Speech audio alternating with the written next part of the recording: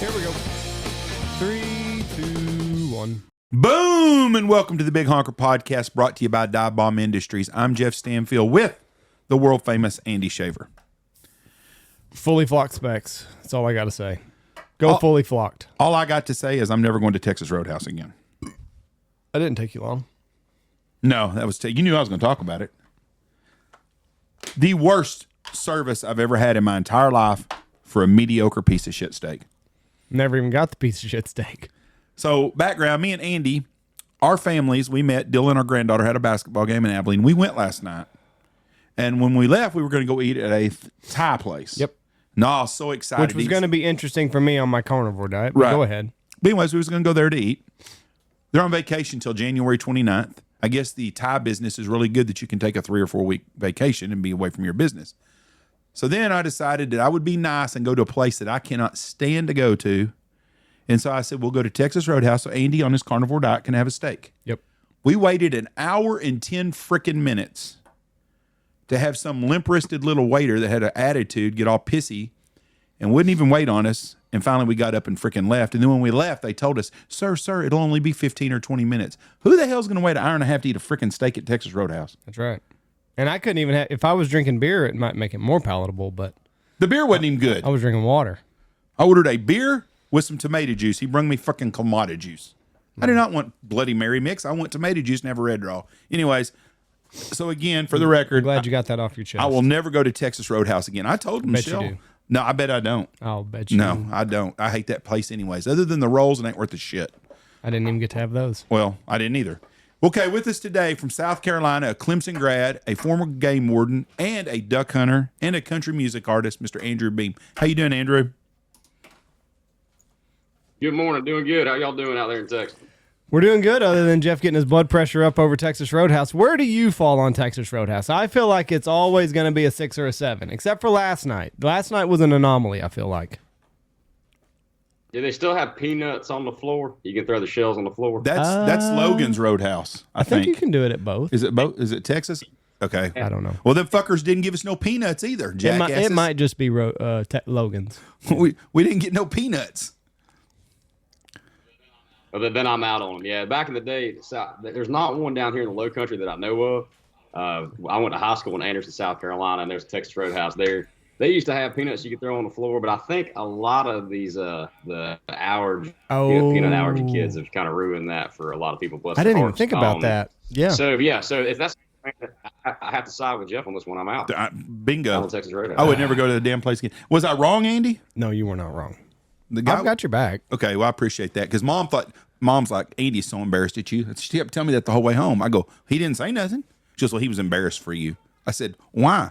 I said, did you think the waiter was out of town? Oh, we would have left 30 minutes ago if it had been just me and you. Okay, then what's the difference then? I don't understand the peanut allergy deal. And I'm not being insensitive to kids that have peanut allergies. I just don't understand where all of a sudden 30 years ago, we didn't hardly have any peanut allergies. Now half the freaking world can't eat a fucking peanut. I don't get that either. That's because our response has been wrong.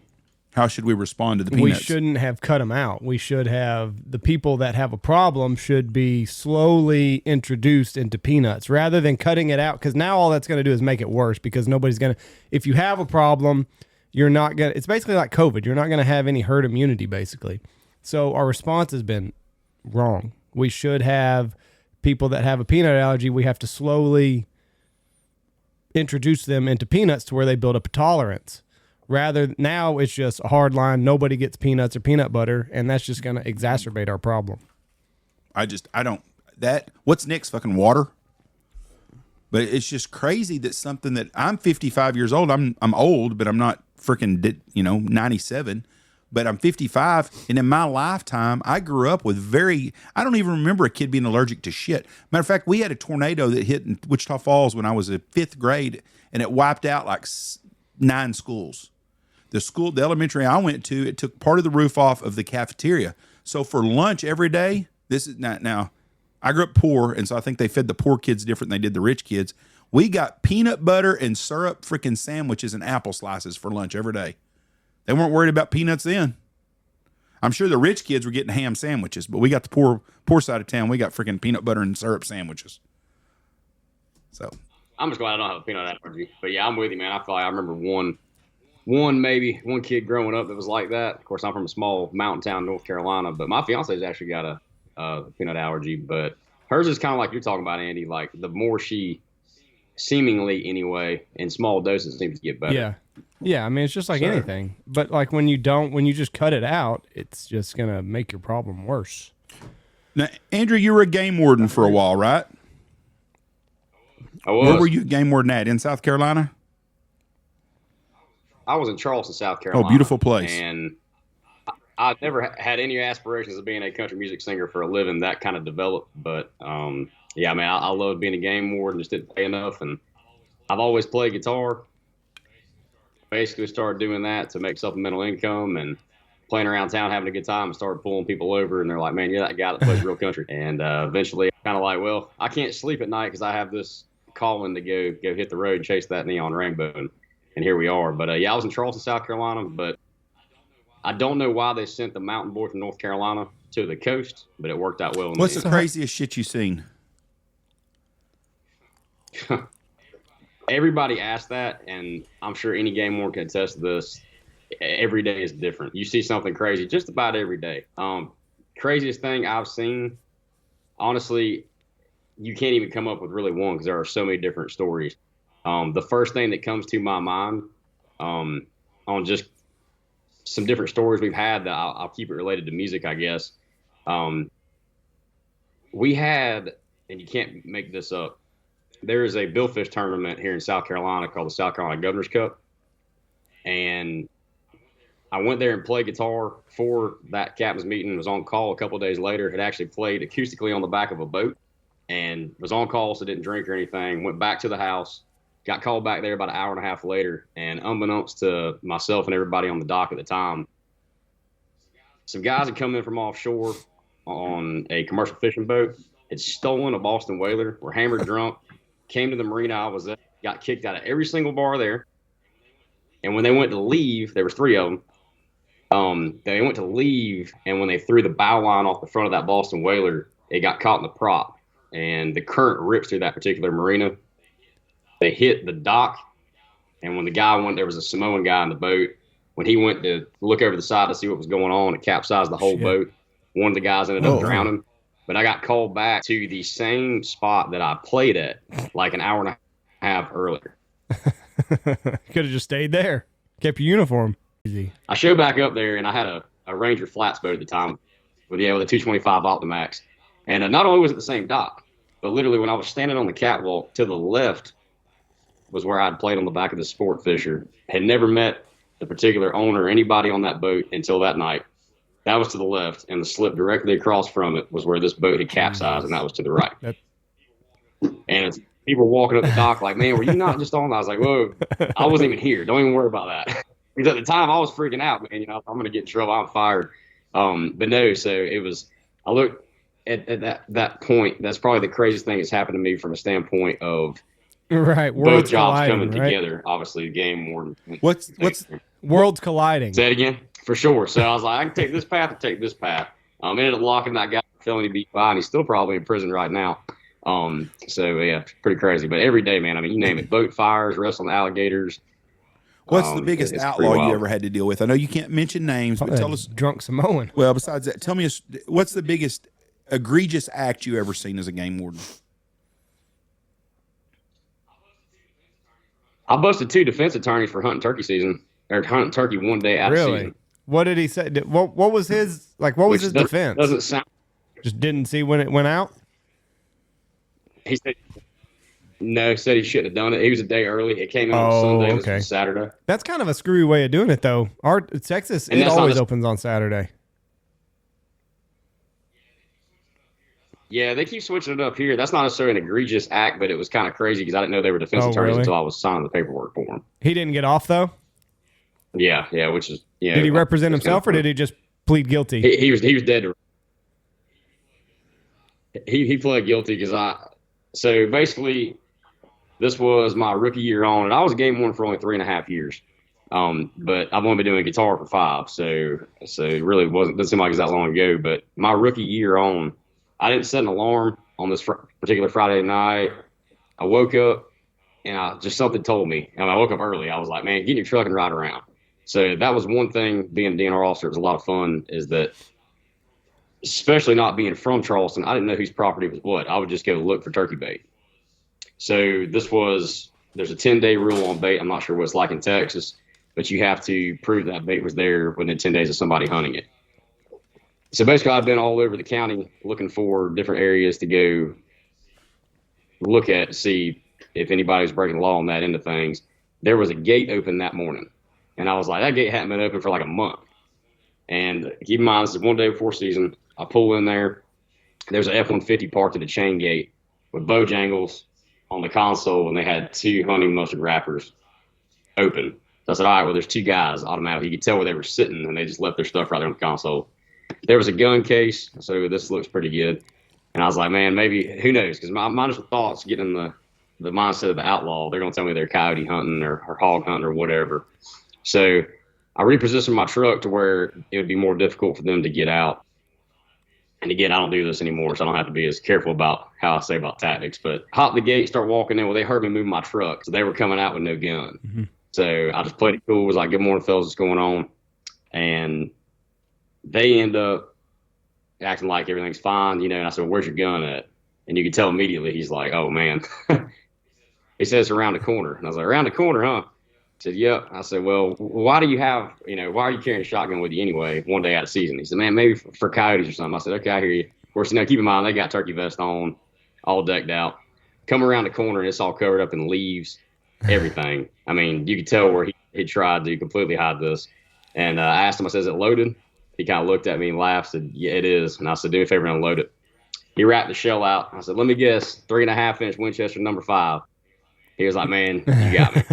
And there ended up being a corn feeder on the property. They didn't know if it had any corn or not. It actually didn't, so they got lucky on that one. But came back out, and as I was writing the tickets, I said, man, look, only one of y'all has a gun, and I'm going to write both of y'all. If you come to court, I'll take care of your buddy. Sure enough, he came in there, man, nicest guy ever. So that was kind of a cool, I would say, as your first year on as a game warden, that was a good case to make. But the fact that it was 2 defense attorneys just sealed the deal on that one for me. So, and the next day ended up busting somebody for bait. So, but man, good. How can you prove that the bait was put out 10 days before you hunted it? How can you prove that if there's no like trail cameras or anything? Like say nothing's eating it. It's not, and it's just there. You know what I mean? It's not that it's put out necessarily 10 days. It's the fact that it's viable for 10 days. So it doesn't matter if you dump it in. I mean, it can't be like black and molded corn or whatever you're looking at. But for the example's sake, like you have to walk in and document it, basically. So if you can prove, like if you put something out 20 days in advance, if nothing eats it and it's still sitting there when somebody documents that it is still viable, then that's where the law states that there can't be bait in the area. So the bait has to be removed 10 days before you hunt it, basically. Am I understanding right? Yes, every grain, kernel, whatever you're baiting with, it all has to be gone by then. That's the same as the ducks, I think. You can bait as long as it's been gone for a certain amount of time. I think if someone baits a pond or something, like you bait a pond, and I think you got to wait till every kernel's gone, and 10 days after there's no food left, then you can hunt. I think so, or 14 days. We don't bait nothing like that, so I don't know. But here in Texas, you can hunt over corn to shoot turkeys. Yeah. You can hunt over anything. I mean, deer, pigs, turkey, anything like that. Right. You can hunt over bait here in Texas. Everything unless it's migratory. Right. I found that out back in September. So I teal hunt down in Winnie, Texas at Pipkin Ranch. Uh-huh. And so somebody asked me about that. And I said, yeah, man, I busted plenty of people over turkey bait. And they all kind of looked at me puzzled. And they're like, turkey bait? What is that? So did I mention I love Texas too, man, by the way? If I can convince my fiance to move out that way, I would be there tomorrow. It's a great. But man, back to the whole most egregious things we've seen. So being a coastal DNR officer, we worked everything from hunting, fishing, like anybody else would in the state of South Carolina, to offshore recreational and commercial fisheries. So shrimp trawlers, people picking oysters on top of people recreational fishing for red snapper, anything like that. So we pretty much had 2 or 3 times as much on our hands as most game wardens in the state. But man, in all that, you name it, I've seen it. 100 undersized crabs. I mean, just plethoras of undersized fish, oversized. The lengths people go to hide stuff just blows my mind. And generally, they're already caught before you ever approach them. They just don't realize it, and they usually hang themselves. So, as far as them divulging what they've done, they just don't realize it. So, What amazes me, I was a judge here for 15 years in a small town, and I've seen the same people over and over again. But the game wardens I know from other places, they deal with the same outlaws all the freaking time. And it's like, how many fines do you have to get before you realize, because most game violation guys are not one and done. They're multiple of events all the time. Something's happening. It just blows my mind how they just can't get that out of their blood to not be a poacher. I'll agree with that. And I saw 2 types of those. So you're right. You got those who I think do it for the sport factor or their rush factor. We had a guy who was actually hunting a public area for deer. And what kills me is, in hindsight, I had him dead to rights, and I should have gone with gut feeling. I mean, that's a real thing, going with your gut. I checked this area the day after deer season had gotten out, and here this guy, I was like, this is kind of strange. It was right after dark. It was a panel van that was parked there. And so I called another officer, and I said, man, something's up with this. This guy shouldn't be hunting this area. And here he comes out with his bow, tree stand, everything. And I was like, oh, yeah. And I was like, hey, man, any luck? Because you want to ask the questions that act like there's nothing wrong. I know a lot of my outlaw buddies are getting infuriated when I talk about that. But, I mean, that's just doing, game wardens got a job to do, man. And a lot of them are really good at that. But I said, you do any good? He said, no, man, I was just getting my stand down. And I said, well, you do realize it's closed for deer hunting? He said, no, man, I'm squirrel hunting. And I'm a big bow hunter. So I was like, all right, I want to see where this goes. And sure enough, he had all the judo points and bludgeon tips on his arrows. And I was like, well, I guess I really can't fault him for that, because if I had a dime for every time I wanted to sling an arrow out of a tree at a squirrel, I get it. So the next season, we ended up busting that guy for night hunting deer with a crossbow 2 different times. And the judge ended up actually banning him from that property for life. Wow. But if one wasn't bad enough, he literally, when I tell you he had an entire workstation set up in this tree, he had different, the external USB chargers you could plug into. He had all those set up so he could recharge his lights. He was hunting all night, and he was in a company vehicle. Oh my goodness. So same panel van. And then, you're right, man, repeat offender. I knew that guy was up to no good, and dang if we didn't catch him 8 months later in the same spot, actually night hunting, and then caught him another month and a half after that doing the exact same thing. But then the other, I would say, category of offender that I saw was on the fishery side. There was one guy in particular, we called him Blondie. I could probably remember his real name, but he would catch, and he was a great trout fisherman. He would catch huge gator trout here and sell them. And that was his source of income. And man, he didn't care. The only thing he cared about is that, so in South Carolina, you have 3 saltwater violations before it points you out. So they're you lose your privileges for the year, hunting and fishing. So this guy knew that, but man, when I tell you, he had lookouts all over the place. His brother would stay on lookout and call to let him know we were coming. But we eventually did get him off the water. But you're right there, man. It's I think some people do it for the rush of it, and some people do it for the financial gain. Yeah. How do you catch the guy at night? You just wait for his lights to kind of shine to light up, or what? We had a FLIR thermal unit. Oh, okay. Can you pig hunt there at night? In South Carolina, yes. In a lot of these WMA areas, a lot of them, they all have different rules. We only have this one little one in my unit, so I don't want to misspeak the rest of them in the state. Generally, pig hunting, you have to use whatever's in like whatever firearm is legal for that season. So deer season just went out here, so like you wouldn't be able to go out there with a 30-06 right now and kill a pig. Right. Most of the time, there's stipulations, even honestly from a safety aspect, regulating public woods, but on private, absolutely. Right. Yeah, that makes sense. That's interesting that you can't use a rifle now that deer season's out for anything. Because there's no rules here for pigs. Like, there's people shooting them out of helicopters. People are baiting them with tannerite and all this other stuff. So I didn't know how it was there in South Carolina. I'm sure they're a nuisance animal just like they are everywhere, too. Oh, 100%. I cannot stand a pig. Absolutely. Now, y'all have some things in South Carolina that we don't have a lot of here that we have sometimes. Do y'all deal with the swans like they have in North Carolina, or is that too far north for y'all? So I'm from North Carolina originally, and actually how I found out about y'all was through a buddy of mine that guides up there in Swan Quarter. His name is Miles Galloway, and I killed a swan with him 2 years ago now. And the way they deal with North Carolina is obviously a lottery. In South Carolina, we do not have that at all. You cannot kill swans at all. And you see them, don't get me wrong. Like, actually, where I record is in Bennett's Point, South Carolina. It's about 2 hours south of where I live right now. And there is a big WMA area called Bear Island, and there's swans everywhere there, but completely out of season in South Carolina. That's crazy. So how far are you away from North Carolina? Like, where's the border at from where you live? From where I live, probably about an hour and 45 minutes. So you can go there and shoot all the swans you want an hour 45 south of there, and it's no go. No, it's strict in North Carolina. It's a lottery, so you have to apply as usually you get preference points. So I think 5 people is the maximum hunting party, if I recall right. Is how we did it, and it's one per season, and they're super strict on their tagging. How is it like a once in a lifetime deal, like for an out of stater? Like, will you just get one swan tag for North Carolina in your entire life, or is there a possibility where if you reapply every year, you could go out and shoot one every year if you're lucky enough to get drawn?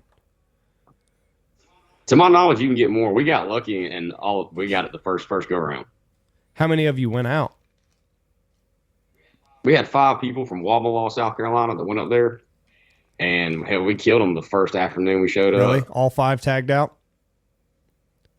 Oh yeah, 5 tagged out, and our buddy Miles, he couldn't make it that night, so his brother Bauer, who's now a guide in Idaho right now, if not mistaken, he was out there and literally just put Dollar General white trash bags on dowel rods with a blind, and he said, "Man, just give it 30 minutes. There's pretty much this golden hour for swans."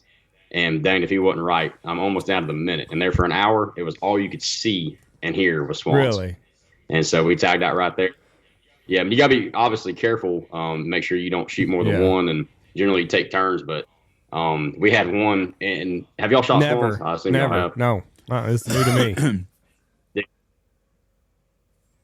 Whatever you think as far as the size of the bird goes, probably double. Really, it is insane. And we had a couple that were headshots that fell right there, but a lot of them will be body shot and kind of sail off and fall right there and be dead. But we had one that was cripped up. Bauer rolls out there, man. We're watching this from the blind, and he had extra tufts on, and he takes a running start. This thing stands up on him. He drop kicks this joker and ends up grabbing a hold of it, comes back in, and it latches onto his arm. Oh. He's like, "Man, somebody please bring me a gun." So they're pretty terrifying, to be honest, when they stand up on you like that. But it was crazy, and I was gonna mount mine, but a lot of the taxidermists down here don't want to mess with them just because I'm sure it's a pain in the butt as a taxidermist, but it also costs a whole lot of money. So we actually, I don't know if it's the best table fare all the way around. A lot of people don't do that, but I'm a huge proponent. I eat what I kill. So this is probably like the best beef jerky you've ever had. It's the best pastrami I ever had was swan. Yeah. We had Swan Pastrami last year, and it was absolutely amazing. Yeah, we went fishing in Venice, and we had Chef Jean-Paul with us, and he had some Swan Pastrami, and it was incredible. It was very good. Would you be interested, Andy, if we did our TV show and we went and shot a swan? Yeah, that'd be fun. I think it'd be an interesting, something different to do. I don't know. You shoot one bird. Do they shoot anything else while you're swan hunting, or is it just swans and that's it? Well, where we were at was all swans, but I mean, if you are duck hunting in that area and a swan flies over, you have a swan tag, you can shoot it. But what I'm saying is, if we come to do a 3-day hunt somewhere to swan hunt for a TV show, is there something to do? Because you shoot your swan your first day, you're done. It's a long way to go to shoot one bird and not do nothing else. Is what I was asking. What I'm meaning. Gotcha. Yeah, there's ducks there. That's actually where I mean, it depends on where you go. Obviously, just like anywhere else, you have clubs there that have impoundments that are. This year they were great. I mean, probably some of the best hunting I've heard about in the country, because y'all all know how this season is gone. So yes, there are plenty of ducks around there, but most of them are in the impoundments. But I mean, not saying that you know, you couldn't get a hookup on that too. That is crazy though that you just said that. You're in the Carolinas and y'all have had a tough season. We've had out of 1 to 10, we've had a season of about a 7 to 8. We've had a pretty good year. We've had some days that have been bad days, but overall our season's been pretty good season so far. But man, I've talked to a lot of people that have really, really, really struggled. Now, our November was outstanding, and the first 2 weeks of December were really, really good. And then it got hard because we just never had no winter. And now ducks have saved us the last couple of weeks. We've had some tremendous duck shoots. We've killed a lot of widgeons. So, but it's crazy from South Carolina to us. I've talked to guys on the West Coast. Everybody's in the same boat. We've just had that flat weather, and now it's colder than shit. I mean, there's people having blizzards in Kansas City right now. I think it's terrible. Yeah. So it's just been a crazy year. Do you shoot black ducks where you're at? You can here. There's a lot more mottled ducks where I'm at than black ducks. Now, up there where I was just talking about in Swan Quarter, Hyde County, North Carolina, there are a bunch of black ducks. There you go. And I hunted there. I had a couple of shows that were routed that direction. It's just very lucky. And I have a buddy of mine from down in South Carolina that's a member in Hyde County, North Carolina. And I went straight from the shows to duck camp there. And this was back in November, so around Thanksgiving time. And we had a great time, man, all decoying birds. But I think throughout the season, they limited every hunt they went up there. But you come down, that's about 6 hours, 5.5 hours north of me. But you come down here, and early season, like you're talking about, was good.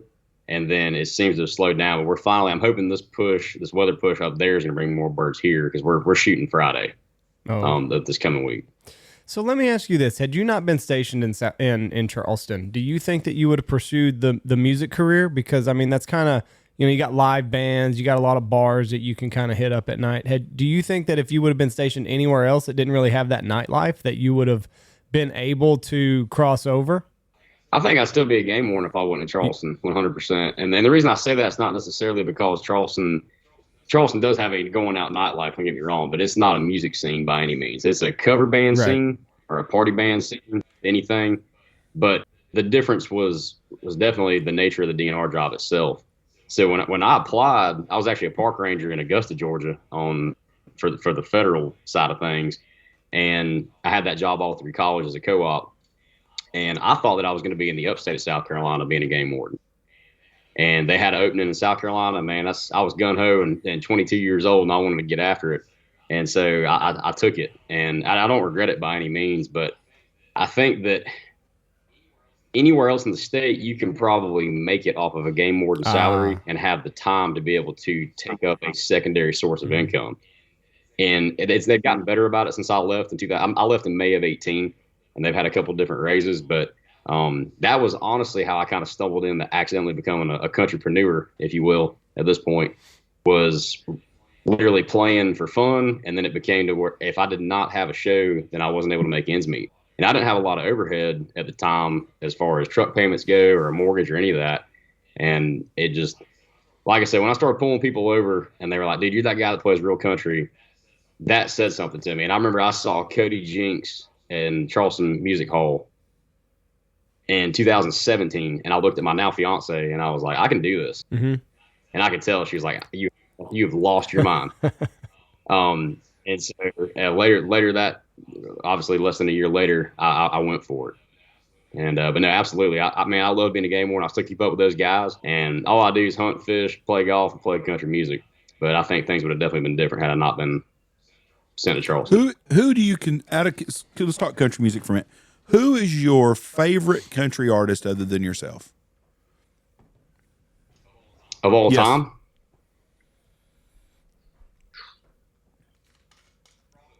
Probably Waylon Jennings, man, as far as good old West Texas boy. But I would say Oh yeah. Like I said, I like Texas a lot, man. Me and Texas get along.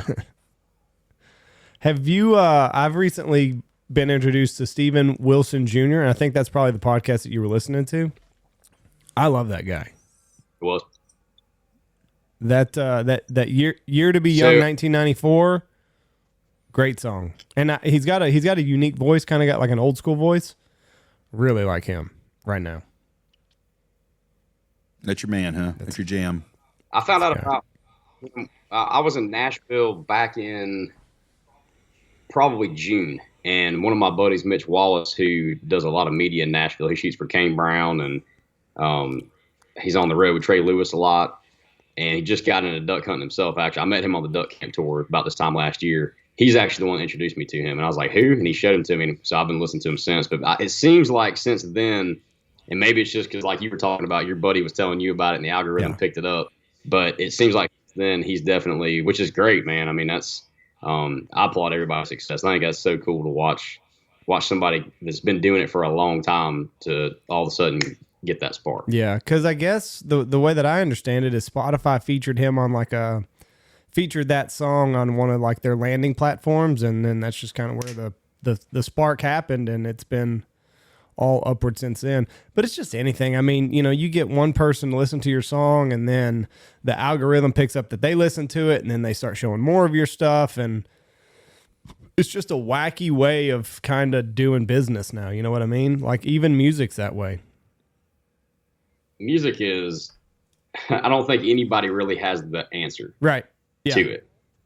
And I certainly have not found I'm not afraid of the algorithm and vice versa, man. I feel like our stuff is so shadow banned. I mean, I make a living 100% playing music, and I put 98,000 miles on my Chevrolet in the last two years.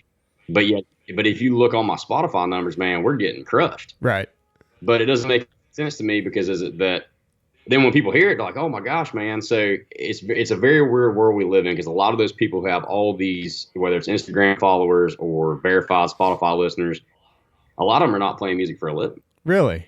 But yet there's guys out there that are, there's guys out there, that are doing it full time that, like you said, it's very strange. Is it somebody that you know, or how does that work? I mean, it's all manipulation to an extent, but yeah, just there used to be like a blueprint of how to do things. And like now it's just kind of like it could hit at any moment, and you're not living in the same world that you were living in the day before. You know what I mean? It's just a weird kind of way of making it now. I talked to a songwriter the other day out of Nashville who's very successful, and he listened to a new one we're dropping, probably coming out in February at this point. And he said, man, your voice is different than anything that's out right now, and the twang is the real thing. A lot of people down here in the coast think I'm from here, and they think I got a fake accent, but it's not. Right. And he said, you can check whatever is working, because that's what the majority of people are trying to do. That you find a video that works, and then everybody goes down that route. That's in anything. He said, but especially comes back around, pendulum's going to swing. He said the best advice I can give you is set a trap and wait on it to come back around. Right. That makes a lot of sense. Just do what you do and just wait for it to come back. Yeah, and obviously from a business standpoint, and again, I don't have a label, I don't have a manager or an agent. I do everything from QuickBooks to booking all the shows, ordering merch, all that. And I do have a full band, and we've got some really great partners and sponsors behind us. But you have to be savvy to what is working and what trends are going on without sacrificing who you are to the core. Because if I go on TikTok, like this right here, and talk about a country song out of 2024, which I'm going to start doing that just as a joke. But if I start doing that, singing along to my song in my driveway, filming me, like, y'all wouldn't want to have me on the podcast. You want to see killing ducks and hanging out and drinking some Superior Light beer. And I think that right there is, maybe I'm just old school, man, but I think you have to go with the trend to an extent and just stay who you are. And I like that idea too, of setting a trap and waiting on Get you a jacked up truck and a backwards hat and, singing in your driveway. Well, what kills me is it's funny. I guess I should be flattered to an extent, but again, my numbers are not a whole lot, man. But word of mouth is powerful, and I think it's hard to quantify our following just by looking at the industry standard nowadays. But I'll try to give many things I don't want to say that they're risque or borderline being canceled. But man, bumper stickers. I mean, we're thinking old school. I have a bumper sticker that says there ain't no pussies in the Hall of Fame. Boy, that's the truth. I like that. Hell, I have a song. Man, that's just kind of what we live by, man. It's obviously nothing offensive. We don't mean it that way. We just mean like, man, like ain't nobody else gonna do it for you. And we actually put it in a song. It's on Spotify called "Finding the Line" is the name of the song. But there's a line in the song because I work too hard to tell me I can't because there ain't no pussies in the Hall of Fame. They say it is what it is, but it ain't what it ain't. So, but that's the thing, man. And I'm a big believer in we're just one handshake away. You got to keep your head in the game until that happens. But it's all about networking, man. Yeah. Surround yourself with good, positive, successful people, and it can't fail. Yeah. I heard something really good the other day. It said, most people don't fail, they just quit. I believe that completely. Yeah. Just do the work, keep your head down. The break will come as long as you keep working. But the moment you quit, it's like investing. My grandfather, Jeff's dad, always used to say, you didn't lose money unless you cash out. When you cash out, that's when, where the stock goes down, you hadn't lost any money until you cash out. So just stay to it.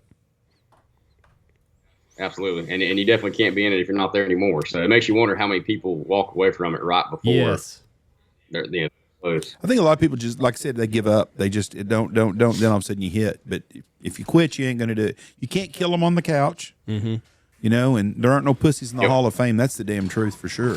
But you got to stick with what you got. I'll get y'all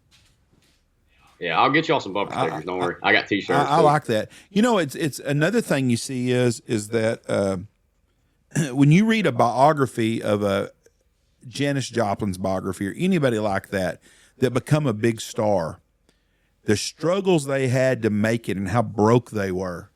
I read a biography about Van Halen one time. I think it was Van Halen.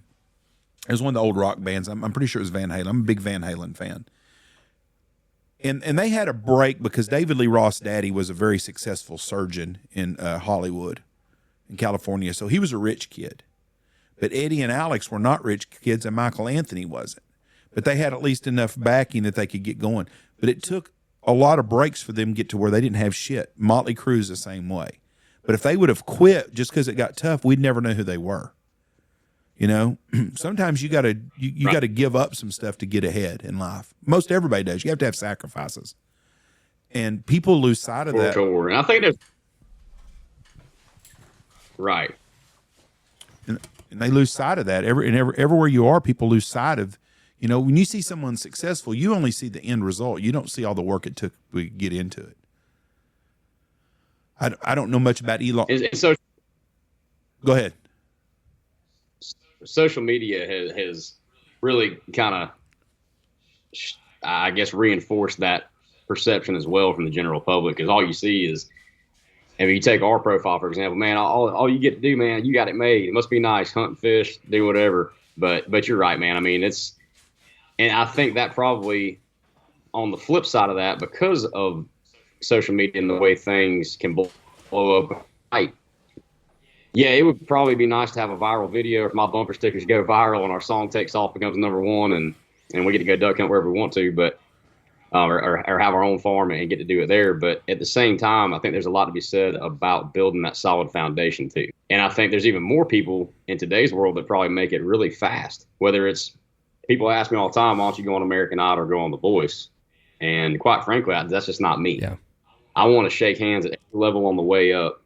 And do I wish sometimes it might be a little bit faster? Yeah, I've been doing it 5.5 years. Lany Wilson was in Nashville for 12. Yeah. So I really haven't been doing it that long, but obviously you see success all the time. That's all you see. But I think a lot of people that do make it, well, it's hard enough to make it. It's harder to stay here. And when that starts to come back down, man, I think a lot of them just aren't prepared foundation-wise to take it. And then boom, flash in the pan, they're gone. But you're right, man, 100%. Maybe I should start documenting the behind the scenes of being a countrypreneur. The struggle is part of it for everyone, but everybody only sees the end result when you're successful. Lany Wilson's a perfect example. I didn't know she spent 12 years in Nashville. She grinded her ass to get to where she is. And people do not see that. They just see the end result. They don't know that. I don't know her story. Maybe she was a waitress for a little bit. I don't know. Whatever. She could have been homeless. I don't know her story. But you only hear about it at the end. You don't ever hear its struggles. We were in Nashville a couple times last year, and I enjoyed I'm not a big live music guy. I like music. I respect it and I appreciate it. But when you go to every one of those clubs and you see those bands up there playing and they got a tip jar up there, most of those guys are never ever going to have much more than what's in that tip bucket. It's just the bottom line to the whole deal. 99% of them will never ever make it. But there's a Lany Wilson out there. I guess Rascal Flatts was a street band there, and they made it. And I'm sure there's a lot more that we know about, but you got to get the break. But some of them guys will never get the break. They'll be 65 years old. I met a guy. We did street interviews for our show with the Boss we got coming out this spring, and I talked to a guy, and he was 60-something years old, and I think he told me he sold insurance. He has a regular job now, but he's been doing that for 40 years. And I told him, I said, "You waiting to get a break?" He said, "I'm never going to get a break." He said, "I just enjoy doing it now." But he said the first 15 years I did it, that's all it was about, was me trying to get that break. He said, I think I'm good enough, but he goes, so is 90% of the people on these bars right here are good enough. You just got to get the right guy to hear you. Mm-hmm. Kevin Hart's a really good story. If you ever read his biography about him, don't even get me started on Kevin Hart. You don't like Kevin Hart? Have you not heard the Cat Williams bit yet? About him being a plant. A plant. But a plant. He said, if you read his book, though, he went through some struggles to become a plant. But he said, there's not any documented shows where Kevin Hart sold out in L.A. Never. And it said, even in his biography, he's cutting his teeth on the East Coast. Yes. So how all of a sudden is his very first movie a starring role in Soul Plane to where he's the number 1 actor? I don't know. He said he's a plant. You don't think he's funny? He was propped up. Well, they did a lot of props because he's about 5'2". Do you not think he's funny, though? I don't know if he writes his own material. I don't know. Have you heard the Cat Williams stuff that's going around? I have, yeah. As soon as you mentioned that, I was like, oh, wait, because it's with Shannon Sharp, right? It the is interview. Fascinating. I don't know how much of it's true. Why would he lie? And Kevin Hart responded because somebody asked him about it. What'd he say? He said, "What do you do when you go to the circus? Do you watch it or do you participate in it?" So that was Kevin Hart's answer. Yeah. He said, you watch. You're like, oh, look at that lion riding that bicycle. He said, you don't participate. You don't get involved with the circus. You just watch it. Do you think Kevin Hart is funny? His material is funny, yes. Okay, I do too. I enjoy him. I don't know But that Cat Williams. But why would Cat Williams lie? About any of it. There is no reason to. Joe Rogan defended Cat Williams. Oh, did he? Well, I don't know if he defended him. He said, hey, we'd love to have him on our show. We'd love to have him on. He goes, I'm a big fan of his. And he just talked about being a fan of his a week or two before that. Right.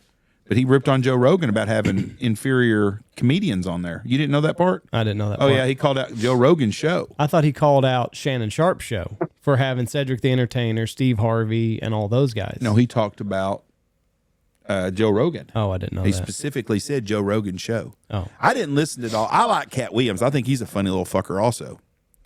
Him and Kevin Hart ought to have a fight for charity. That'd be funny. Be like a midget fight. He said, whenever I walk in anywhere and Kevin Hart's already there, Kevin Hart goes out the back door because he knows the truth. Well, I like he said, so does everybody else that I'm naming here. Nobody wants to confront me because they all know I'm right. If I had to pick one of them to go to, I'd go see Cat Williams over Kevin Hart. Yeah. I think Cat Williams is funnier. He ripped on everybody in that. I've only seen the clips. I've not listened to the entire episode, and I won't because the clips were enough to me. But I had the next day off, so we're in the middle of hunting season here, and I'm up at 3:15 every day. I was off the next day, and my family was out of town. I had rented Oppenheimer that night. I paused Oppenheimer to just scroll through TikTok to see the next Cat Williams video. I loved it. So, anyways, I don't even know how we got into Cat Williams, but anyway, you were talking about Kevin Hart. Kevin Hart, I read his autobiography, and he struggled. He had to use his mother-in-law's American Express to pay his bills to get around everywhere. He said the first vehicle, and this is strictly off memory, and I'm sure I'm off on this because I get fact-checked on every freaking thing, but he bought a vehicle at 28% interest. Ooh. Because he couldn't get nobody's credit was so bad, and he'd already had a movie. He's already been in Soul Plane. Yeah. So he bought him a Cadillac Escalade Tahoe at 28% interest, and he said, I drove that bitch to the barber shop in L.A. where everybody went that's famous to get a $100 haircut. And he said, I didn't have no fucking money at all. Yeah. Now he's got Capital One commercials. He's rolling in it. You know, and like Cat Williams said, I've produced every Netflix special that I've ever done. He said I produced my first one. He said it cost $25,000. It cost $22,000. I had 25 to my name. But he said, how are you going to get anybody else to believe in what you have going on if you're not willing to take that initiative and back your own self? If you're not willing to bet on yourself, how are you going to get a big corporation to bet on you? So you're not going to. I think that's a good, valid point. Well, see, maybe I'm not well versed in the comedian side of things, but in music, man, that's pretty standard. Back yourself, at least from what I've noticed, and yeah. And again, I'm not in Nashville on purpose. I'm not based out of there. We the song that we're dropping coming out, we recorded in Nashville because I wrote it with the producer that's doing it. And I go there and hang out, do the writers' rounds because I know that the business is there. But we opened up for Aaron Tippin, who was an awesome guy, by the way. Opened up for Aaron Tippin in fall of 2018. And his tour manager at the time actually used to manage Metallica on the road. Pretty cool, yeah. But he said... He was a cool guy. Like I walk on stage, he's like, "Hey man, don't fuck this up." So it came off stage, and it was a sold out thing for Veterans Day. It was a great show. And he said, "Bean," he's like, "It ain't half bad, man." He said, "Just keep doing what you're doing."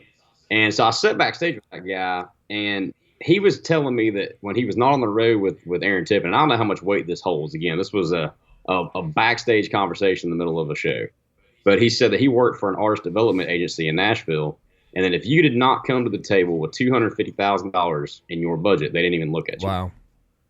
I can believe. And so I can believe that. Yeah, I mean, and I thought that was a lot back then. I've learned a whole lot in 5 years about what it takes to do any of this stuff. But you think about a record budget in there, and to do it to the utmost level with the A-list musicians and all that, and then on top of that, man, video I think consumes probably more budget than anything. But there are a ton of people, man. I honestly still just don't buy it at this point that a video goes viral organically. It may seem like that, but I think that somebody has the phone number to make the call to flip the switch. Historically, if you go back into the record business, there's a guy that had a couple of big hits, and it's Tommy something. I can't remember his last name. I'm pretty sure it's Tommy. But he sang back in the 60s. He was a rock and roll guy. Well, he sold his soul to the Gambino crime family, or one of them crime families. They owned a record company. And I'm sure Tommy's wrong, and I'm sure it's not the Gambinos, but suggested the story. And what they did was they owned radio stations all over. So they would only play his music, and he would go to number one. Well, he got the big head and thought, hey, this is me, not them deals. Well, the mob said, no. It's us. We're making you who you are, and this is what you're going to do. And I've got a book at home, and I need to look it up and get the names on it. But it was a guy who was famous. Tommy and the Shandells, I think, is who it was. But he had a couple of big hits. He was a good musician, but there's thousands of good musicians, and he was a good singer. But his deal was the mob owned the record station, or the radio stations, and they controlled the playlist they had, and they made him number one. And I've heard other people talk about that too. That's what Kat said. Yeah, I mean, that's how you do it. I don't know much about the music industry at all, other than we've had some artists on here. I've known a couple of guys that sing, some kind of stars, kind of not stars. And it's a hard business. And when you go to Nashville and you go to any town, Austin, Texas, that's got live music, there's thousands and thousands of guys cut their teeth. I know less about the comedian world, other than I did do some stand-up comedy, and I went to a place 3 or 4 times in a row, an amateur night, and did it. And there's a group of those guys there, and I'm telling you, half of them suck. They're not even very funny. 1 or 2 guys is really pretty damn funny. But that's a terrible way to try to make a living. They don't pay nothing, because they asked me to go with them. And they said, hey, we're going to go to Houston, Austin, blah, blah, blah. I go, what's it pay? I wasn't even interested in doing it, but I was curious what the pay was. He goes, man, you make $200 a night. So I'm going to drive to Houston, Texas, and I'm going to get me a hotel room, and they're going to pay me $200 a freaking night. So I'm going to lose about $100 a day trying to do this thing. It's not worth it.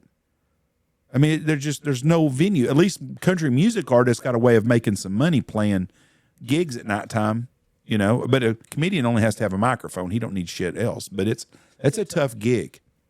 So for Kevin Hart to be the lucky one that made it, that's pretty amazing. Plant.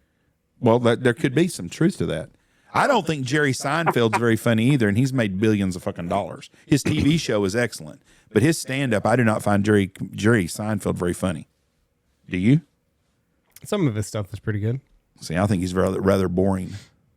Dave Chappelle, on the other hand, is what's great. Matt? I love Chappelle. Have you seen it? Chappelle. What's Matt Rife's backstory? Didn't that guy blow up on TikTok? Wasn't he like the first comedic TikToker? Yeah, I think so. He got canceled. Now he's canceled? Yeah, he's canceled. I think he made I want to say it was a rape joke. Don't hold my feet to the fire. Yeah, that's not real good. That's not a good thing to deal with. I think it was something really, really risque, and he went all in on it, and it backfired, and now, he's canceled. So I wondered because I hadn't seen his stuff. Some of his shit's pretty funny. But you know what though? You go back to any old comedian, you watch any Johnny Carson from the 70s when he had Buddy Hackett on or Don Rickles, them guys couldn't make it today. Right. There's no way. I watched a Saturday Night Live clip the other day that had George Wendt, who plays George on Cheers, was on there, and somebody else was on there, and they were dressed up like Bear fans. They had the hat, and it had to be from the mid 80s, and they were talking about playing the Super Bowl in San Francisco, and they go, well, who will be excited about that? He goes, the Queers instead of the Bears, and they talk about this on Saturday Night Live. Shit, they'd throw you off TV today for that. Yeah, quickly. It's hard to be a politically correct comedian. Oh, 100%, because you're always towing that line. You're always saying what other people are thinking. See, Dave Chappelle's too big to get canceled. Have you seen his new special, Andrew? I hadn't, but I thought even he got canceled. He did for a while. He's too big for that. His new special on Netflix is really, really funny.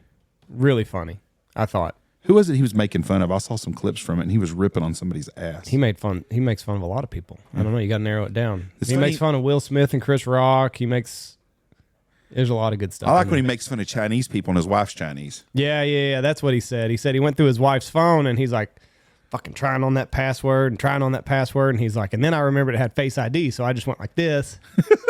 And that motherfucker opened up, and he said, I thought she was cheating on me. I said, who's this motherfucker named Earl in here? She said, oh, that's my gay hairdresser. She said, if you're going to wake me up in the middle of the night, motherfucker, she said, who's all these bitches in your phone? He said, how'd you open that motherfucker? She said, I just went like this, squish my nose down and pooch my lips out. She said, then it opened up for yours. So, you just make fun of everything. Humor. You should. Right. That's what life's too short for that shit. So, Larry the Cable Guy was one of the best comedians of all time, I think. I know the rednecks, people that ain't rednecks don't understand him. I got him. I understood him. I thought he was funny. I liked him a lot more than I did Jeff Foxworthy. But Jeff Foxworthy, I got to say this much, and both of those guys, Jeff Foxworthy made tons of money, and he never, ever talked about sex, really, or cussed on stage. Foxworthy? Yeah. Yep. But he was almost like a family-friendly, relatable comedian. And I'm not a huge fan of his. I saw him in concert years ago, and I thought he was funny. But I'm just not a big, you're a redneck. But he talked about common sense shit that everybody talks about, and they liked him, but he didn't cuss, and he never had to talk about sex, and was very, very, very successful. Mm-hmm. And he's lasted a long time. Eddie Murphy's made big movies, but Eddie Murphy's not very funny anymore. His movies are terrible. Beverly Hills Cop's coming out soon. A new one? Yeah. Oh, geez, that'll be terrible. I'm embarrassed for him already. It's going to be exclusively on Netflix. I'll watch it just because I love the first two. Did they do 3? They've got like 7 of them. I think there's almost as many as them as there is Friday the 13th. I'll watch it just to say I did. And I'm not a big fan of Coming to America 2 was so disappointing because Coming to America was great, but the second one was terrible. You can't do shit like that over and over again. Mm-mm. So where are you in concert? What's your next steps? So this coming weekend, I'm going to Augusta, Georgia. I've got a bunch of private parties for January. And then the next big show we have, I'm not sure if you're familiar with the Southeastern Wildlife Expo in Charleston, South Carolina. Or something like that. It's the same weekend as Ducks, or from Turkey Convention. We'll be there with Boss. Turkey. Yeah, I hate that, man, because I want to go play NWTF as well. I had to make a call last year, and I ended up sticking with Seaweed. And I'll be there again this year for 2 days there at Brittlebank Park. And, man, that's a great time. Talk about networking possibilities there and just some really good people between Turtle Boxes out there, Williams Knife Company. So I'm not sure you're familiar with Williams Chris, Knife. We've had Chris on. And obviously everybody at Turtle Boxes. Really? Okay, cool. Yeah. And see, I didn't realize that he actually grew up with my old lieutenant, from DNR. Oh, really? Yeah, so Small World Stuff. Chris is from Johns Island, if I'm not mistaken on that. So I'm trying to get some shows in Birmingham coming up for this year, so we can do. I'm actually after this today, I'm working on my online store. I got to get up and running so I can sell the "Ain't No Pussies in the Hall of Fame" T-shirts and bumper stickers. But we're also doing turkey calls, and I'm going to be working with Williams Knife Company to get some of his flippers with my logo on them, because a lot of people have been requesting those at shows. But anyway, yeah. So Seaweed is the next, probably I would say, big thing. We have a potential opener coming up. I can't say who in that week, but that's the next big stop there. And I'm slated right now. And man, you might see me in a backyard to a big stage whipping up for Randy Hauser recently. You never know, man. If you book it, I will play it.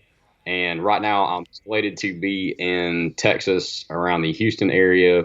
Looks like the third week of April. So trying to find some shows around there. I think I've got it blocked off on the calendar right now to shoot a bass fishing show.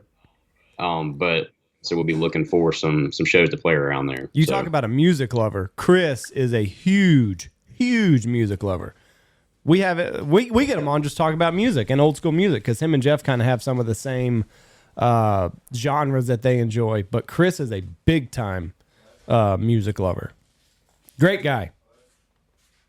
Oh yeah. We hit it off when we met, and it was just kind of crazy that we had not met before, but 6 degrees of knowing everybody there. So yeah, 6 degrees of Kevin Bacon. So tell me about your writing process. How does that work for you? Do you have kind of the riff already in place, or do you have like the chorus or the something that you can kind of go off of, or is it just let me just sit down and kind of fiddle on this guitar until something comes to me? Very rarely do I do that. It's usually a hook that I have that I will write down, and I've got a list of them in about 3 or 4 notepads sitting right here at my fingertips. And then I'll have a melody. A lot of times it comes to me either in the shower or right as I'm waking up. Right. And I don't write like the typical Nashville person where they write them every day in a room somewhere and their songs will be written all over the place. For mine, I write it when I have the inspiration. Right. And a lot of times if I can't, I'll work on it. If I can't finish it, I'll walk away from it because I haven't lived the song yet, or I don't have the right writer on it. But generally, my style is I will have a melody, and then usually it starts with a hook before that. So, like, I've got a song right now that I haven't finished called Double First Cousins Twice Removed. And if that is not a country hit song, I don't know what is. But I had that hook. I've got it halfway written. I had the hook, and then the melody hit me, and then I actually wrote that without a guitar in my hand. But the one that we are dropping this February is called Country Song. It's the only song I've written in Nashville. And the way that happens, my fiance and I got adopted by a little Walker hound dog that some deer hunters let loose last January. So a year ago. And there was a bunch of them. She's the only one that stayed around. And she is not the lab that I thought we were going to have that was in our plans. But she's a cool little dog. She tracks deer for me. And her name is Daisy May. And probably about a month after we got her, I was in the mountains with some friends of mine and drinking a cup of coffee. And I said, dang, I got a good dog, a great woman. Sounds like a country song. Mm-hmm. And I was listening to some Don Williams a lot at that time. And I listened to Don Williams all the time. But for whatever reason, that's what the album that I had queued on my Spotify. And I was thinking kind of old school country and started messing with it. Didn't really come up with a whole lot. Had that idea in my notepad. When I went to Nashville in June, I played golf with a buddy of mine named Justin Addis. He said, man, let's go write at Michael Funk's house. And I brought that idea to the table. And he said, man, that sounds pretty good. So as cliched as it may sound, Country Song is the one coming out. I can send you all a preview of it. Yeah, I'd love to. When we get done here. And that's an example, though, right there. I had an idea. Mm-hmm.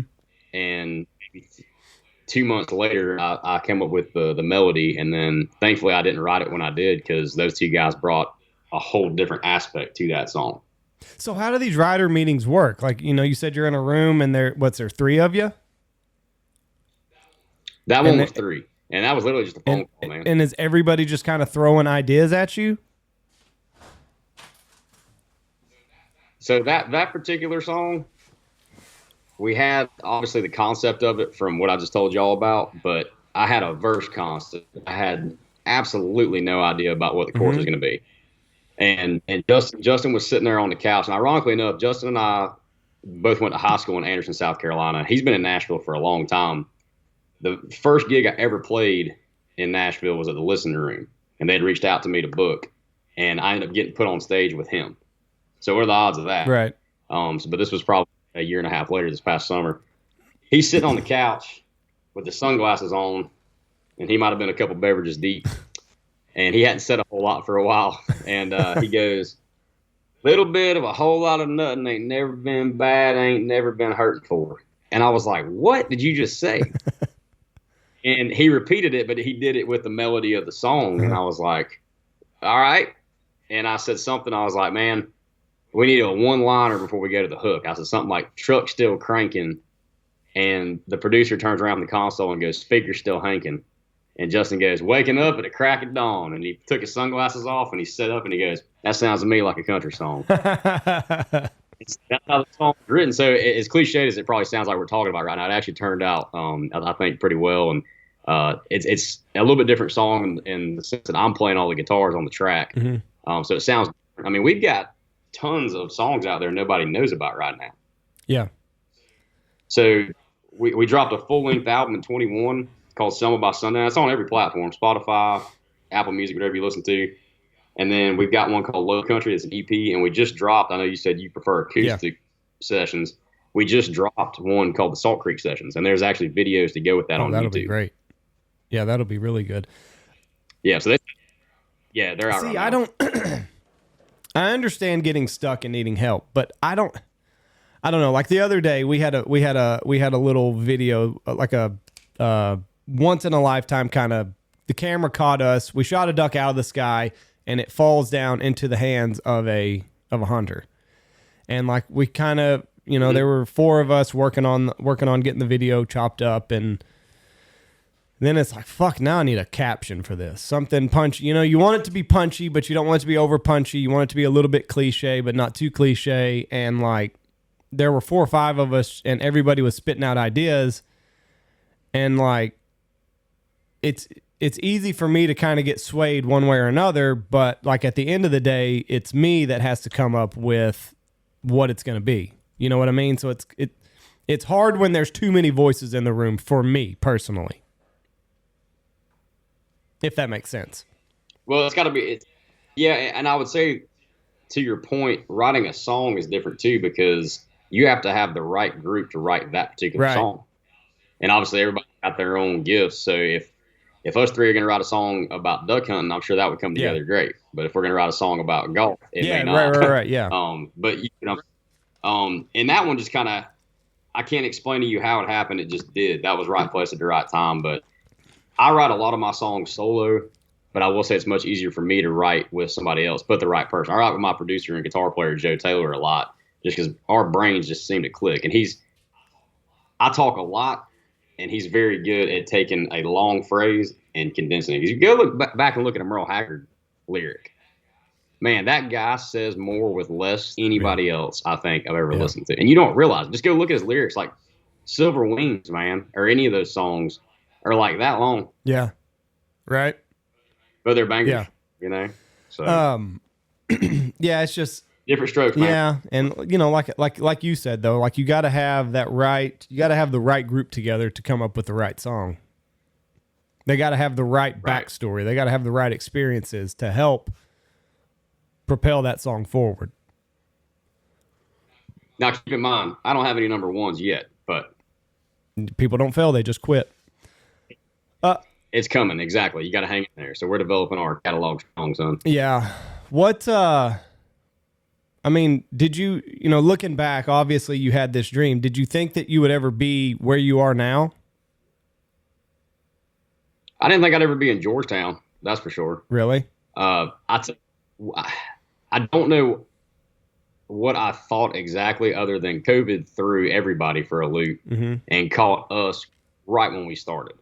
So one thing I know is that I chose the hard route. I knew that. I was moving to Nashville, decided to change plans, and I met my producer and guitar player and do our own thing, because that's how I wanted to do it anyway. And stick to our roots of who we are and what real country gets thrown around a lot. And let's not go down that rabbit hole. But the music I want to write, play, and sing. So I stuck to that, and man, it was working. We were packing out every venue down here. even though nobody knew who we were at all in Texas at that point in time. We had everybody in the low country did, and COVID hit right as we were getting to those ticket sale events. So we in like a year and a half, we went from playing some rinky-dink bar with 10 people in it to all of a sudden playing a couple festivals and everything that were ticket sale events. And that right there gets you in front of the right people, and you got to capitalize on that momentum. Well, just because COVID hits and I lost everything. Now, one thing I did not do was pivot and do all the social media live stream stuff. I did 2, and I'll be honest with you. The first Facebook live stream that I did playing, halfway through the first song, I was like, dude, if I have to do this, I'll go back to being a game warden, because I don't play guitar.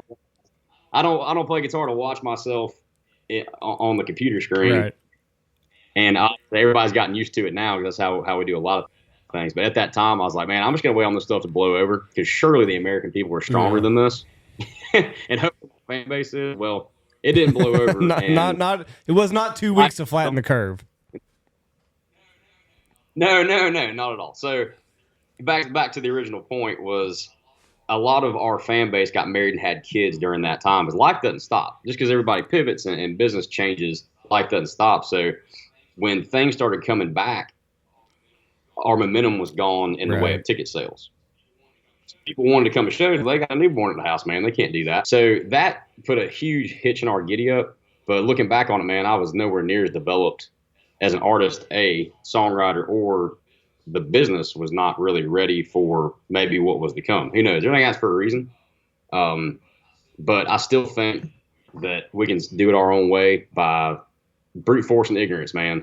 But obviously, I say that as a joke, but I do have a pretty good plan, and I think we can do it our own way. That's to basically take it to the top. That's how this podcast has worked. Just fucking volume, baby. Volume and ignorance and brute force ignorance. I like that. Brute force ignorance. Yep. With a sledgehammer. Yes, absolutely. And playing private parties is really the way to go, isn't it? 100%. That is how I've gotten. I would say any sponsors we have has all come from private gigs. I play the bars to honestly shake hands to get more private shows, and I love a rowdy honky tonk show. Don't get me wrong, but corporate events are great, and then usually from those private scenes is where you get to talk to meet the right person who has the in on the bigger stages, or they know the person that does. And we've been on the bigger stages. The problem that we have is that we are not in Nashville, so I understand that to an extent, but the goal would be to get attached as an opener for a bigger act on more than one big show. So if we could do a couple runs like that, man, my way of communicating is shaking hands, drinking beer. So that would really help our cause on that. But yes, absolutely, man. Private shows, and I will travel from here to Texas any point in time for that. Whether it's a duck club or a birthday party, rehearsal dinner, man, we've done it all. Can you tell people what the rate is on that? I don't know if I want to announce it on this, just because, man, with musicians, it's all over the board. And I feel like a lot of people in South Carolina already get upset that, I mean, I might live local, but I'm not a local musician here. And the rates definitely vary with somebody who's doing it on the side or for fun versus somebody who's doing it for a living. Right. But I will say, if somebody's interested in doing that, I also have another bumper sticker that says I'm cheaper than you think. So I'll send y'all a care package out that way. Perfect. But anybody who's interested in booking, go to booking@beamcountry.com. Send an email there. So that's booking@beamcountry.com. Our Instagram is Beam Country, Beam like the whiskey, country like the music. But no, it's definitely cheaper than you think, man. I do a lot of solo shows. I'm fortunate that I can play guitar and sing. A lot of people have to have a lead guitar accompaniment or a full band. We do have a full band. I do duo shows. We pretty much have a show to meet anybody's needs. I know that we. The flip side, man, is that we can't get booked at some bars because we're too expensive. But yeah, we can't get booked on some big stages because we're too cheap. Oh, yeah. So somebody's like, I figured y'all were, $10,000, and I'm like, man, we're not there yet. One song away, and we'll be more than that. But that's We did a music deal here one time. We had Randy Rogers come to Knox City and play in a band, and I was the mayor then, and we put all that together, and we did it through our EDC, and it was funny because when we initially booked it, I think it was $25,000 or $30,000 to get him to play for the night. So we booked that, and then you find out he only wants to play if he's got a certain kind of stage to be on. So then you're having to pay $5,000 to $10,000 to get this certified stage in there, and then you got to pay people to put it together and stuff. There was a whole lot more went into it than just a band. Well, if I was putting on a private party, I don't want to have to go pay $5,000 or $10,000 for a stage. So is that common with you guys, or do you just pay if it's just you? Do you just if you play on the back of a flatbed trailer, are you okay with that? Man, flatbed trailer is my best friend. Here locally, I say locally, within driving distance, and I don't mind driving to Texas as long as I can route those shows on the way. I run a lot of my sound, especially on a solo show. If we're running a full band sound, I've got all the equipment to do so. We usually hire a sound guy, or some of our sound guys have their own equipment, but it's not as, we are nowhere near what you just mentioned on that, which I get my profile's not as big as Randy Rogers either. But no, man, I tell people if there's one outlet, I'm good to go. Now, I flew to Texas last April to play, and the biggest thing I ran into there was I can't fly with all my sound. So a lot of the venues have a PA system or sound, and you can usually find somebody who's got it there locally. So, man, I try to be a low-maintenance guitar player as much as I can be because I want to make a living. I want y'all to have a good time, and ultimately that's what's going to get us to the next level. But when it comes to like a festival, or like I had somebody the other day book us for a festival in September, and you're talking thousands of people at that. They wanted us to run our own sound, and I said, y'all have to have a big stage and sound for that, only because we're going to look like a bunch of jerks out there if I run the sound and it doesn't sound good or it's feeding back, because I'm not a sound guy and I can't do it while I'm playing. So I can see it if it's a big event, and that's usually an image type thing and a quality type thing, right? But not on a private party. Right. They, I know that the band cost more money than I thought it was going to be. Then it cost a ton for the stage, and we had to pay money for a sound guy to come in. But what impressed me the most was the guy that opened for Randy. Something in the Sons of the Pioneers was he's had a couple of big hits. He showed up in a freaking minivan. Got out and had his guitar and a couple of guys with him, and he opened up for Randy, and he was really good. And he'd had a couple of big hits, and I can't remember the damn Sons of the Pioneers, I think was the name of the guy. It was the name of his band. He was a really famous guy. It was a pretty interesting deal, but that's a hard road, but you got to stick with it. We try to be low maintenance. I want to look professional, and I want everybody. I mean, generally now I'm either getting hung up on by places I'm trying to get into just to plan a seat. Because most of the time we play somewhere, they're like, man, and I don't mean this out of any kind of arrogance or haughtiness, but usually we'll play a smaller venue. They're like, dude, why are you playing here? Right. But I'm like, man, I don't have a choice. You're the only one that would call me back, which is great. But we're at the point now. A lot of people are like, dude, you need to at least double your rate, which would be great. But again, man, we should everybody tuning in to Spotify or Apple Music and streaming all that. Get the streams up, and that's usually what happens from there. So what's it like whenever you're about to go on stage and the guy's like, hey, don't fuck this up? Are you already nervous? And then he says that, and you're like, oh, great, yeah, don't fuck this up. That's the last thing. That's great. As I'm walking out. Nah, man, I thrive off that. I thought it was hysterical. I probably needed it. I mean, at that point, because that was so fresh into just jumping headfirst into this, not knowing what the heck I was really doing. Not that I do today. But people ask me, do you get nervous when you get on stage? I love it. That's what I live for, especially big crowd, sold out crowd like that. I thought it was great because that's ultimately what ended up being kind of a segue to me being able to hang out with that guy and talk to him, because he told me afterwards, he said, man, I thought you were, slick back hair, one of these Nashville pop country guys and this and that. And so, no, man, I thrived off that. And I thought that was hysterical. That's the best thing he could have said in the moment. Really? That's good, though. I mean, it's good that the moment doesn't get to you, you know? Yeah, I mean, obviously you're going to have a little bit of excitement, I guess, would be the way you channel the nerve. Like, man, we opened up for Randy Houser at Beaufort Water Festival this year. There was like 4,500 people, man. There was a storm delay. So the fact they got delayed an hour, everybody that usually wouldn't be there for an opener was there, and they were ready to party. And I want to do that 3 nights a week. That level of playing, and man, merch sales, everything once you get there elevates. But instead of the next week, out there burning up the road and getting told to turn down in some bars. So, but we play it loud and proud, man. That's all you can do. So you give your website out one more time if somebody wants to book you, and then we'll start wrapping her up here. It's cool. So the booking email is booking@beamcountry.com. The website is beamcountry.com. Instagram's @beamcountry. So to explain that name, we built a brand in reverse, again, by complete accident, like everything else.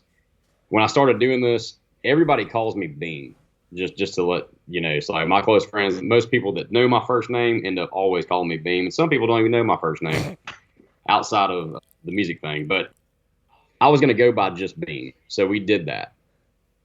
Well, when we dropped our first single, the distribution screwed up and put it under a rapper named Beam. Oh, no. Didn't know there was a rapper named Beam. He's big, man. He's got a cut with Beyonce. And so my music was put into an underground rap algorithm for a while. And so because since he has so many followers that clicked on my song, that's why I did that. And we're not big enough to make a phone call to the folks up there at Spotify, especially back then. But unfortunately, they didn't stream My Twangy Self for at least 30 seconds, so I didn't record a spin there. So we ended up changing it because people around here were like, man, that's Beam Country. What's this Beam Country? Because that was my Instagram. Instead of being Beam Music, it was Beam Country. So I said, man, my fiance was like, are people calling you that now? I was like, well, that's kind of stupid, but I mean, hey, you know what? It might work. Beam like the whiskey, country like the music. So we went with that, and it worked out great for people who saw the shows and got it. People who didn't have a clue who we were like, man, is this guy serious? Or is this a band? Like Andrew Beam of Beam Country. So we changed. I decided when we went to drop the first album, Selma by Sundown, I was like, let's just do the obvious and just go by my man Beam. We changed it, and the next week, COVID hit. Oh. So we are still trying to get word out to people who followed us from the start, because a lot of my following doesn't have Instagram or Spotify. Mm-hmm. So, I mean, we press CDs. We're old school in a lot of ways, but I still battle that in the Charleston area. Is like, man. So anyway, it's Andrew Beam on all platforms, and but Beam Country is the brand. That's kind of the fan base nation, man. A lot of the merch is branded Beam Country. But I'm Andrew Beam. Music can be found platforms, and we'd love to come out there to Texas and everywhere in between, man. If there's a duck camp that needs playing, or a big stage that needs some real country music on, man, we will be there. Awesome. Well, I really wish we were coming out to see you. I'd love to shake your hand and have a beer with you. We're going to be at Turkey, unfortunately, or not unfortunately, but just can't meet up this time. But maybe our paths will cross some other place and some other time, and it'd be good to have a beer and listen to you jam out. And we wish you all the best. Keep doing what you're doing. Keep your nose to the grindstone, and the break will come. Absolutely, man. I appreciate you having me on. Ain't no pussy. Absolutely, and let us know when your new song drops and all that other good stuff, and we'll do what we can to spread the word. I will. Thank for sure. you. God bless you. Be safe and have a great 2024. Y'all do the same. Happy New Year. Bye. Andrew Beam. BEAM. Like Beam the whiskey. Yep. I tried to get on Siri today, and I tried to ask her for the local ice place to get the phone number. Yeah. She did not quite understand my accent. I finally just quit jacking with it and had to look it up. Yeah. Anyways, if you're going to be in Nashville, February 14th through 18th, come by and see us at the Turkey Convention. I'm so excited. I didn't get to go last year. I got to hear secondhand from you how great it was. I am really looking forward to going out there. Amazing venue.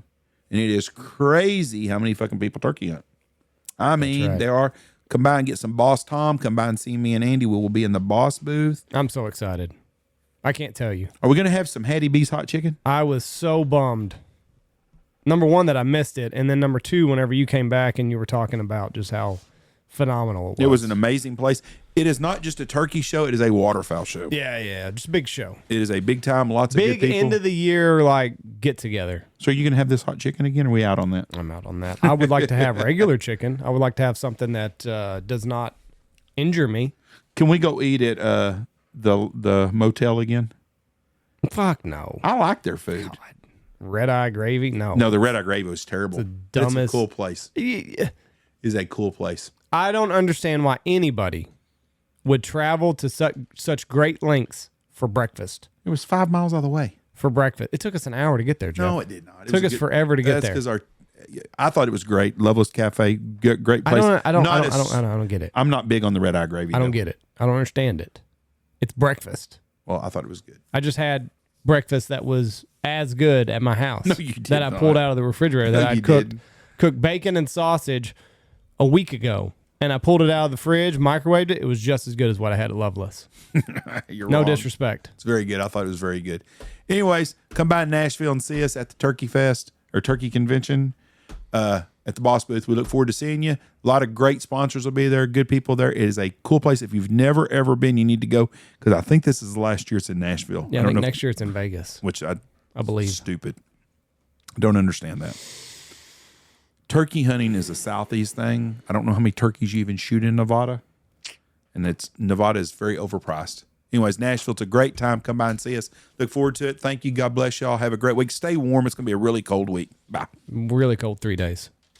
Love you. Bye. Watch for deer. Go check out our sponsors. Go check out Hemp Hill Farm. BHP will save you some money for CBD. I've got Lou on it right now. They have a pet blend. Alpha Outdoor Specialties, Stanfield Outfitters, Mossberg, MLR Graphics, Double T British Kennels, Ducks Unlimited, Lucky Duck, Looking Glass Podcast, Shin Gear, Dirty Duck Coffee, Pacific Calls, BHP 25, Dive Bomb Industries, and Boss Shot Shells.